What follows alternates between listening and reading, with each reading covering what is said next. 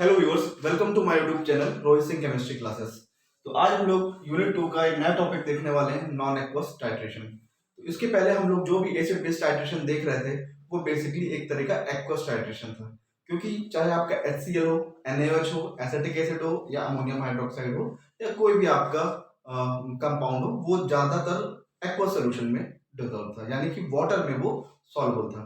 तो अब जब हम लोग नॉन एक्वस टाइट्रेशन पढ़ने वाले हैं, तो यहाँ नॉन एक्वस का मतलब होगा एब्सेंस ऑफ वाटर, यानी यहाँ पे आपका जो सॉल्वेंट है वो वाटर नहीं होगा। तो वाटर नहीं होगा तो बेसिकली क्या हो सकता है, जो कि आप जानते हैं जो एक्वस है, यानी जो एक्वस है या वाटर है, ये कैसा सॉल्वेंट है, ये आपका इनऑर्गेनिक सॉल्वेंट है। कैसा सॉल्वेंट है? इनऑर्गेनिक सॉल्वेंट है। और इनऑर्गेनिक सॉल्वेंट जनरली कैसे होते हैं? पोलर इन नेचर होते हैं। कैसे होते हैं? Polar in nature. ठीक है, तो जनरली वाटर कैसा होता है? पोलर नेचर का होता है। तो जो नॉन एक्वस होगा ये आपके कैसे सॉल्वेंट होंगे? ये होंगे आपके ऑर्गेनिक सॉल्वेंट। जनरली कैसे होंगे? Organic solvents. और ऑर्गेनिक सॉल्वेंट्स जनरली वाटर के कंपैरिजन में ये क्या होते हैं? नॉन पोलर होते हैं। Non polar. वैसे तो देखा जाए तो नॉन पोलर भी दो टाइप के होते हैं। एक तो आपका हाईली नॉन पोलर होंगे, जैसे कि आपका हेक्सेन हो गया, बेंजीन हो गया, ठीक है। और कुछ स्लाइटली पोलर होते हैं, जैसे कि ethanol and methanol, C2H5OH, CH3OH, ये आपका स्लाइटली पोलर होते हैं। तो जनरली आपका वाटर एब्सेंस होगा, वाटर नहीं होगा, वहां पे क्या होगा? ऑर्गेनिक सॉल्वेंट्स होंगे, चाहे वो आपका नॉन पोलर ऑर्गेनिक सॉल्वेंट हो या पोलर ऑर्गेनिक सॉल्वेंट्स हो। तो इनको हम इस्तेमाल करते हैं इंस्टेड ऑफ वाटर या इंस्टेड ऑफ एक्वस। तो अब आप पूछेंगे कि नॉन एक्वस का क्या यूज है, हम क्यों वाटर को रिप्लेस कर रहे हैं नॉन एक्वस सॉल्वेंट से? तो आप देख सकते हैं कि वाटर जो है वहां पे वैरायटी नहीं है, मतलब वाटर एक सिंगल कंपोनेंट है। तो क्या होगा कि वाटर के केस में आप सॉल्वेंट चेंज नहीं कर सकते हैं। सॉल्वेंट चेंज नहीं होगा तो वीक एसिड जब स्ट्रॉन्ग बेस से या वीक एसिड वीक बेस से रिएक्ट कर रहा होगा, तो उस केस में जो वीक कंपोनेंट है वो अपनी स्ट्रेंथ पे क्या होगा? आयोनाइज होगा। जबकि हम नॉन एक्वस के केस में क्या कर सकते हैं? सॉल्वेंट को सिलेक्ट कर सकते हैं, यानी कि अगर वीक एसिड स्ट्रॉन्ग बेस के साथ रिएक्ट हो रहा है या टाइट्रेट हो रहा है, तो हम सॉल्वेंट वीक एसिड को स्ट्रॉन्ग बनाने के लिए हम लोग क्या करेंगे? वीक एसिड है तो H+ आयन देना चाहेगा, तो सॉल्वेंट हम लोग सेलेक्ट करेंगे एज अ प्रोटोफिलिक सॉल्वेंट। तो प्रोटोफिलिक सॉल्वेंट लाइक अमोनिया या अमीन्स, वो क्या करेंगे? एसिड, वीक एसिड के H+ को अट्रैक्ट करेंगे या उसको आयोनाइज करेंगे, तो जिसकी वजह से जो वीक एसिड उसका स्ट्रेंथ बढ़ जाएगा। वो बढ़ के अगर आपके स्ट्रॉन्ग बेस के लेवल पे आ जाता है तो उसको बोलते हैं लेवलिंग इफेक्ट, या थोड़ा बढ़ा लेकिन लेवल पे नहीं आया तो उसे बोलते हैं डिफरेंशिएटिंग इफेक्ट। तो लेवलिंग इफेक्ट क्या है, differentiating effect of non polar solvent क्या है, वो हम लोग आगे देखेंगे। लेकिन कुल मिला के वाटर की कंपैरिजन में अगर आप ऑर्गेनिक सॉल्वेंट्स लेते हैं तो वीक एसिड या वीक बेस का जो स्ट्रेंथ है वो बढ़ जाएगा। वीक एसिड के केस में हम प्रोटोफिलिक सॉल्वेंट लेंगे और वीक बेस के केस में हम प्रोटोजेनिक सॉल्वेंट लेंगे। इसका डिस्क्रिप्शन हम लोग जब types of non aqueous solvent देखेंगे तो वहां पे थोड़ा डिस्क्राइब करेंगे कि कब हमको प्रोटोफिलिक सॉल्वेंट लेना है और कब हमको प्रोटोजेनिक सॉल्वेंट लेना है। तो आइए बेसिकली कंसंट्रेट करते हैं नॉन एक्वस टाइट्रेशन की डेफिनेशन और एग्जांपल पे।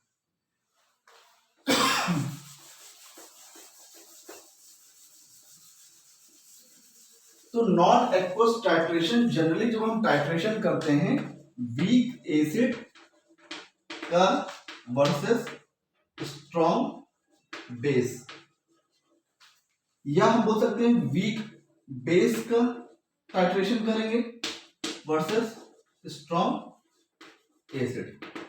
अब आप दोनों केस में देखिए, जो वीक एसिड स्ट्रॉन्ग बेस का टाइट्रेशन कर रहे हैं या वीक बेस स्ट्रॉन्ग एसिड के साथ टाइट्रेशन कर रहे हैं। तो यहां जो हम लोग सॉल्वेंट लेंगे वो कैसा सॉल्वेंट लेंगे? Non aqueous. कैसा लेंगे? Non aqueous solvent. और इंडिकेटर भी कैसा यूज करेंगे? Non aqueous, non aqueous indicator. अब क्या आप देख के बता सकते हैं कि इस केस में हम सॉल्वेंट क्या सिलेक्ट करें और इस केस में सॉल्वेंट क्या सिलेक्ट करें? तो आप देखिए, जो वीक एसिड है इसको हमें स्ट्रॉन्ग करना है, तो हम सॉल्वेंट ऐसा लेंगे जो एसिड का प्रोटॉन खींच सके। तो यहां पे आप सॉल्वेंट लेंगे प्रोटोफिलिक सॉल्वेंट। कैसा सॉल्वेंट लेंगे? Protophilic, protophilic solvent. जबकि ये वीक बेस है, इसको H प्लस आयन चाहिए according to Bronsted Lowry. Bronsted Lowry में आपने क्या देखा था? ब्रॉन्स्टेड लॉरी केस में आपने क्या देखा था? जो H प्लस आयन देता है वो एसिड होगा, और जो H प्लस आयन एक्सेप्ट करता है, यानी ये हो गया डोनर और ये हो गया एक्सेप्टर। तो जो H प्लस डोनर है वो एसिड होगा, और जो H प्लस एक्सेप्टर है वो कैसा होगा? बेस होगा। ये ब्रॉन्स्टेड लॉरी। तो यहाँ पे भी जनरली नॉन एक्वस टाइट्रेशन में ब्रॉन्स्टेड लॉरी कॉन्सेप्ट ही यूटिलाइज होता है। तो वीक बेस के केस में अब इसको प्रोटॉन चाहिए, तो सॉल्वेंट कैसा होना चाहिए? Protogenic solvent. तो हम बोल सकते हैं non aqueous titration is a titration of either weak acid with strong base या weak base with strong acid in the presence of non aqueous solvent and non aqueous indicator. तो ये आपकी definition बन जाएगी नॉन एक्वस टाइट्रेशन की। Titration of weak acid with strong base and weak base with strong acid in the presence of non aqueous solvent and non aqueous indicator. Example देख लेते हैं।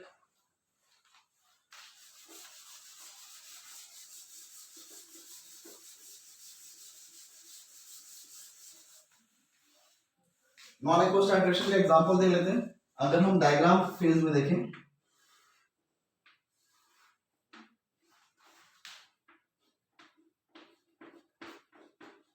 तो यहां हमने स्ट्रॉन्ग एसिड फिल कर रखा है, स्ट्रॉन्ग एसिड HClO4 पर क्लोरिक एसिड, और नीचे हमने कॉनिकल में लिया है। अब एसिड स्ट्रॉन्ग है तो बेस कैसा होगा? वीक होगा। तो वीक बेस हमने लिया है pyridine. Pyridine is a weak base. और सॉल्वेंट हमने लिया है एसिटिक एसिड CH3COH। अब यहाँ वाटर नहीं है, HClO4 भी डिसॉल्व है आपका एसिटिक एसिड में, और पिरिडिन भी डिसॉल्व है आपका एसिटिक एसिड में। तो नॉन एक्वस सॉल्वेंट यहाँ पे हो गया एसिटिक एसिड। और इंडिकेटर हम यूज कर रहे हैं 1-नेप्थॉल बेंजीन। ये भी कैसा इंडिकेटर है?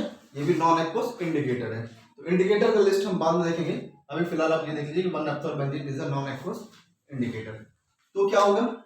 HClO4 रिएक्ट करेगा स्ट्रॉन्ग एसिड किससे? वीक बेस पिरिडिन से। पिरिडिन का स्ट्रक्चर ये होता है, आप बेंजीन बनाएंगे और बेंजीन एक कार्बन सब्स्टिट्यूट होगा नाइट्रोजन से। This is the structure of pyridine, यानी सब्स्टिट्यूटेड बेंजीन।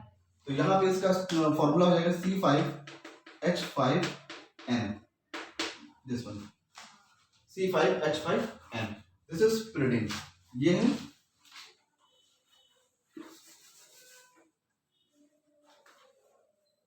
परक्लोरिक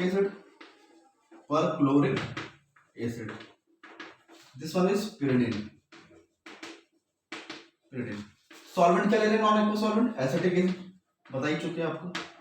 तो पिरिडिन, ये परक्लोरिक एसिड क्या करेगा? अपना H प्लस इसको डोनेट कर देगा बेस को, यानी कि ये परक्लोरिक एसिड कैसा एक्ट हो रहा है? एज अ एसिड, और ये कैसा एक्ट हो रहा है? As a base. तो ये अपना H प्लस इसको दे देगा, तो ये बना लेगा ClO4-1 प्लस। अब यहाँ पे एक प्रोटॉन आ गया, ये हो जाएगा C5H5NH प्लस। तो ये बन गया आपका परक्लोरेट आयन, और ये हो गया पिरिडीनियम आयन,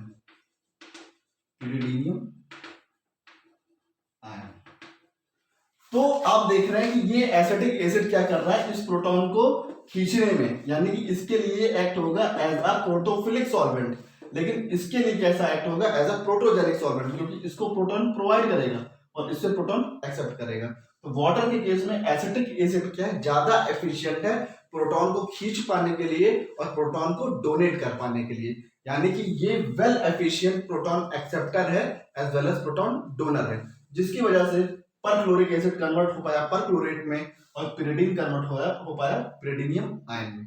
तो ये आपकी रिएक्शन जो हुई, ये कैसी रिएक्शन होगी? ये नॉन एक्वस रिएक्शन है, क्योंकि यहाँ पे सॉल्वेंट वाटर यूज नहीं हुआ है। तो ये बेसिक कॉन्सेप्ट था non aqueous definition and non aqueous का एग्जांपल या टाइट्रेशन। अब हम लोग देखेंगे types of non aqueous solvent, कितने प्रकार के नॉन एक्वस सॉल्वेंट होते हैं। Next topic is types of non aqueous solvent. तो जैसा कि अभी मैंने आपको बताया कि ब्रॉन्स्टेड-लॉरी के अकॉर्डिंग जो H+ आयन देता है वो एसिड होता है, जो H+ आयन एक्सेप्ट करता है वो बेस होता है। तो बेसिकली ब्रॉन्स्टेड-लॉरी थ्योरी के अकॉर्डिंग ही ये पूरा आपका नॉन एक्वस टाइट्रेशन चलेगा। तो H+ डोनर और H+ एक्सेप्टर का केस है। तो इसमें बेसिकली 4 टाइप के सॉल्वेंट होते हैं। पहला सॉल्वेंट है aprotic solvent. Aprotic solvent, aprotic solvent कैसे होते हैं? Neither proton donor nor proton acceptor. Aprotic, A मतलब एब्सेंस, ए मतलब एब्सेंट या एब्सेंस, एब्सेंट। प्रोटिक मतलब प्रोटॉन यानी H+, यानी प्रोटॉन एब्सेंट है, यानी ऐसे सॉल्वेंट जो ना तो प्रोटॉन दे पाए और ना ही प्रोटॉन एक्सेप्ट कर पाए, यानी कि वो कैसे होंगे? इनर्ट होंगे, केमिकली इनर्ट होंगे। उनका ना तो प्रोटॉन से लेना होगा ना प्रोटॉन को देना होगा। तो एग्जांपल के लिए, या ऐसा नेचर, ऐसे लोग का नेचर क्या होता है? They are chemically inert solvent. ठीक है, एग्जांपल क्या होगा? आप कोई भी नॉन पोलर सॉल्वेंट ले लें, just like petroleum ether, pet ether, hexane,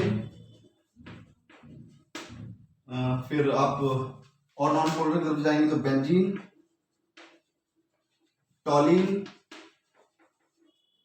chloroform, carbon tetrachloride, etcetera. जितने भी आपके नॉन पोलर सॉल्वेंट है सब आपका एप्रोटिक का एग्जांपल हो जाएगा। Next second one is protogenic solvent.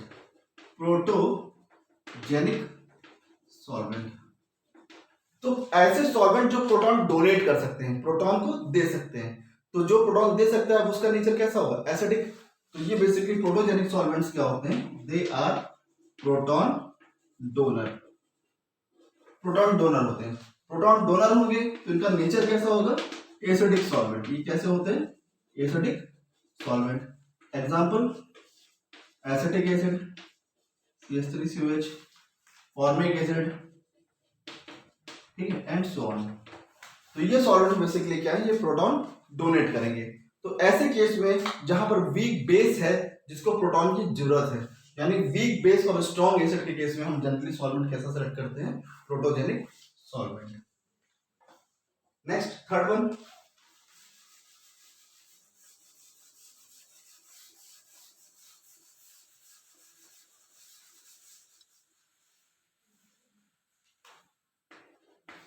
Is protophilic solvent. Protophilic solvent means, philic means होता है अट्रैक्ट, प्रोटो मींस प्रोटॉन को अट्रैक्ट करने वाला सॉल्वेंट। तो ये बेसिकली क्या होंगे? प्रोटॉन H+ एक्सेप्टर होंगे। एक्सेप्टर, ये प्रोटॉन को एक्सेप्ट करेंगे। H+ एक्सेप्टर, या हम बोल सकते हैं प्रोटॉन एक्सेप्टर। और प्रोटॉन को एक्सेप्ट करेंगे तो ये कैसा नेचर होगा? दे आर बेसिक सोल्यूशन या बेसिक सॉल्वेंट। बताइए बेसिक सॉल्वेंट क्या हो सकता है? जो जहां पर भी आपका नाइट्रोजन हो, ऑक्सीजन हो, सल्फर हो, वो सारे लगभग कैसे होते हैं? बेसिक होते हैं, क्योंकि उनके पास लोन पेयर है, वो प्रोटॉन को एक्सेप्ट कर सकते हैं। तो generally common solvent ammonia, amines, RNS2, pyridine, यानी कि पिरिडीन, ठीक है। ये सब सॉल्वेंट कैसे हैं? ये सारे आपके बेसिक सॉल्वेंट्स हैं। And the last one is last type of solvent,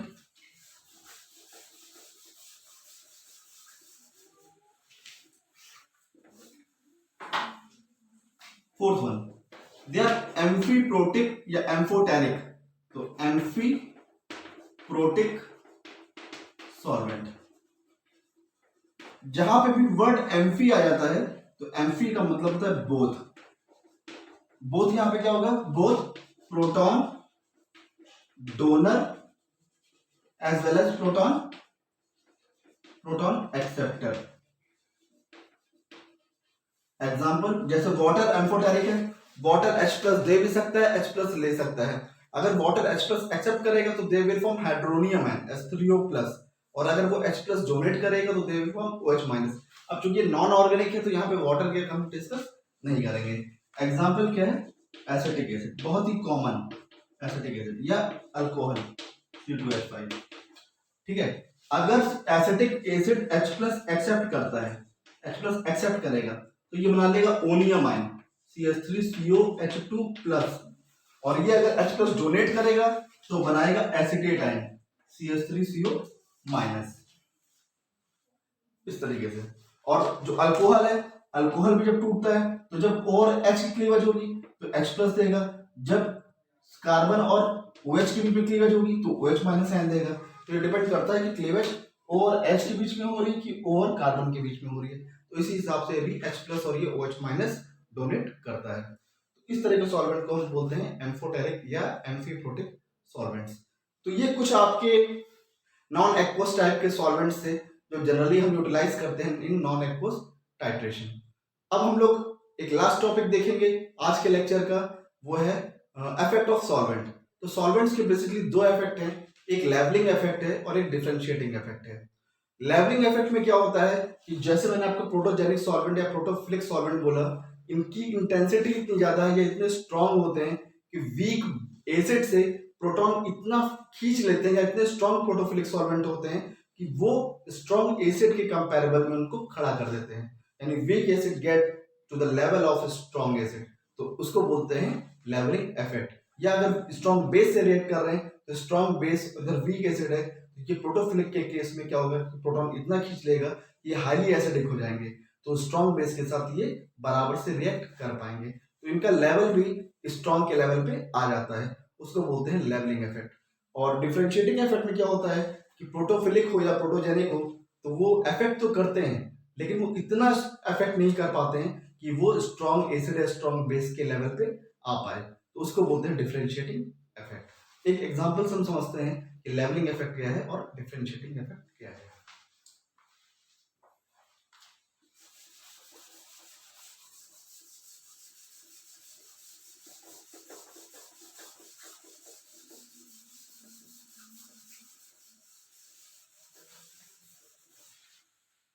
आप इस केस में देख सकते हैं यहाँ पे आपका जो सॉल्वेंट है वो एसिटिक एसिड। एसिटिक एसिड क्या करेगा, इससे वीक बेस से रिएक्ट करेगा, तो वीक बेस आपका यहाँ पे क्या है C5H5N, और ये किसमें डिसॉल्व है, एसिटिक एसिड में CH3COH। तो ये कैसा सॉल्वेंट है, ये सॉल्वेंट है प्रोटोजेनिक सॉल्वेंट।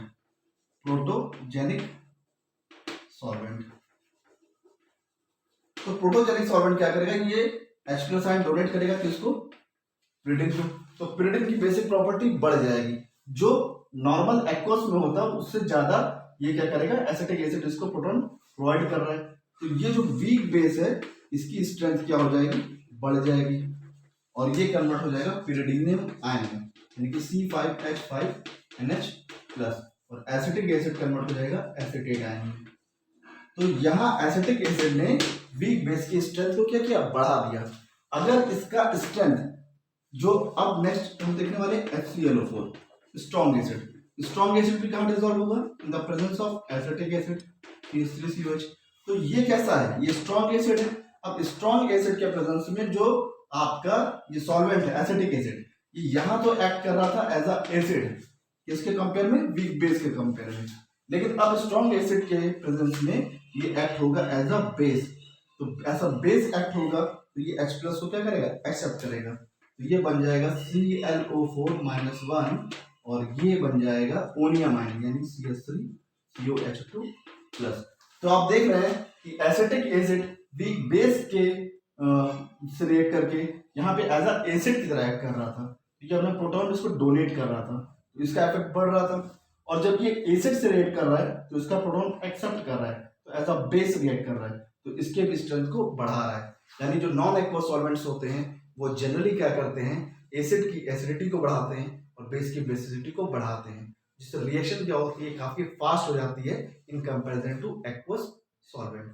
तो यानी कि वीक बेस का स्ट्रेंथ अगर कंपैरेबल हो जाएगा HClO4 के, तो ये जिस इफेक्ट को बोलेंगे, दिस इफेक्ट ऑफ सॉल्वेंट को बोलेंगे, किसका इफेक्ट है, सॉल्वेंट का इफेक्ट है, तो दिस इफेक्ट ऑफ सॉल्वेंट कहलाएगा लेवलिंग इफेक्ट। लेकिन अगर इसकी स्ट्रेंथ बढ़ी लेकिन इसके कंपैरेबल नहीं आई, कुछ डिफरेंशिएशन रह गया, तो उसको बोलेंगे डिफरेंशिएटिंग इफेक्ट, डिफरेंशिएटिंग इफेक्ट। तो आई होप आपको इफेक्ट ऑफ सॉल्वेंट समझ में आया। अब हम लोग नेक्स्ट लेक्चर में अल्कलीमेट्री और एसिडिमेट्री देखेंगे। तो आज के लिए बस इतना ही।